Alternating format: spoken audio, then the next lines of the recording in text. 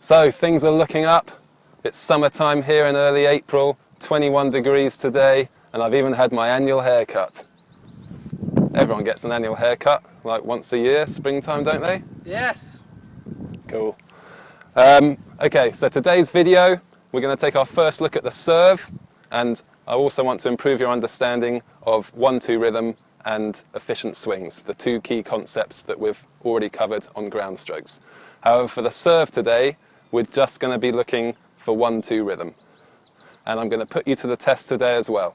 I want you to have a look at the following clip of a top 100 player's serve and see if you can form an opinion on whether they have good 1-2 rhythm or not.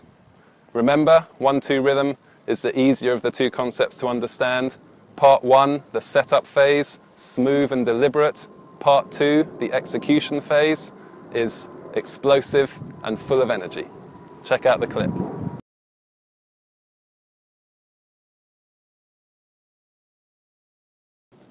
So, what did you think about that serve? Did it look good? Did you think it had good 1-2 rhythm? Hold your thoughts. We'll come back to Federico's serve later in the video. For now, we're going to come back to the ground strokes because we've already covered both 1-2 rhythm and efficient swings in the ground strokes. Double-handed backhand in video 3, which also explains fully these two concepts. In video 8, we looked at the forehand, and video 9, the single-handed backhand. So we're just going to have a look at two of our students, Arjun hitting forehands, Joseph hitting backhands, and we're looking for both 1-2 rhythm and efficient swings. If you want to test yourself, then do pause the video when prompted to have some thinking time or to maybe check the clip again, because the answers will follow straight after the clip.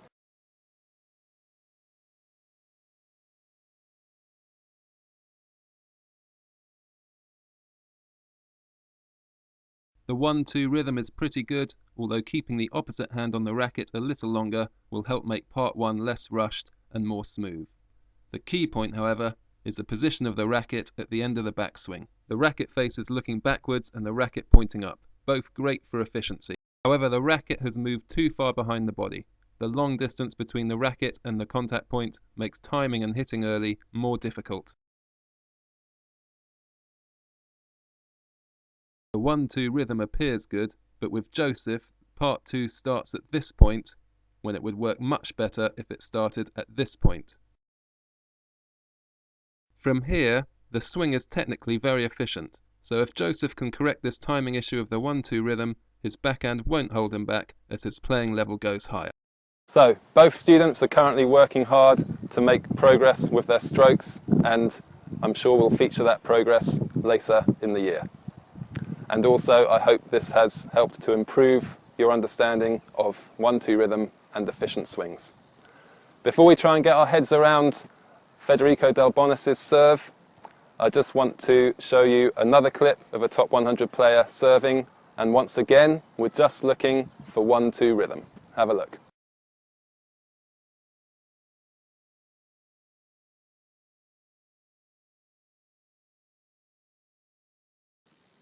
I'm back inside. It's just too hot and stuffy out there.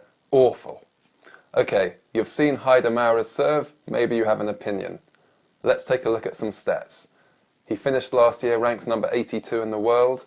For 2014, he averaged 5.5 double faults per match, which ranked him 180th out of the top 190 players. He also had a first serve percentage of 56%, ranking him 175th. So clearly, the reliability of his serve is a big issue, and I believe the main reason for those poor stats is that his 1-2 rhythm is badly disrupted by the movement of his front foot during the service motion, especially because that movement varies from serve to serve. Take a look.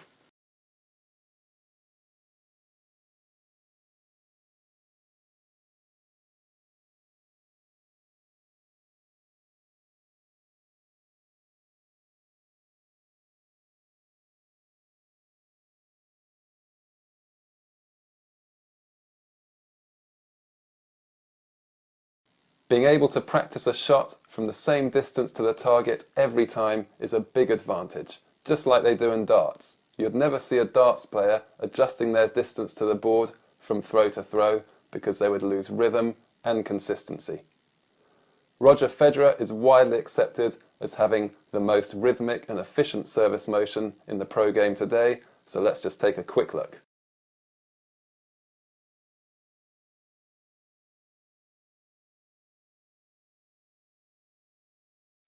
Yes, I know, Del Bonis. Okay, so let's look at his stats. He finished 60th in the world on the ATP 2014. His average double faults per match ranked him 66th out of 190, and his first serve percentage ranked him 58th. So his serve is actually really effective, and he does have great 1-2 rhythm. Let's understand why. The service motion effectively starts after the stuttering movements that probably caught your eye. They therefore have no impact on the serve's efficiency or rhythm, and the motion effectively starts from here. When we roll it on, good 1-2 rhythm is clear. Part 1, smooth and deliberate. Part 2, explosive and full of energy.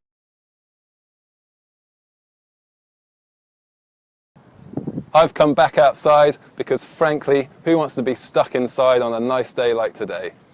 Okay, so I hope today's video has highlighted the importance of having great rhythm on your serve, especially for consistency. Also, do feel free to leave comments on the YouTube page underneath the video. If you agree, you disagree, you don't understand something and want to ask a question, I love all comments. The next video, we're going to have a little preview, and if you think back to video 4, I gave you a simple and effective tip to help avoid hitting balls into the net. So it's only right that I do the same to help you to avoid hitting balls over the baseline. That's what the next video is going to be about, and I look forward to seeing you then.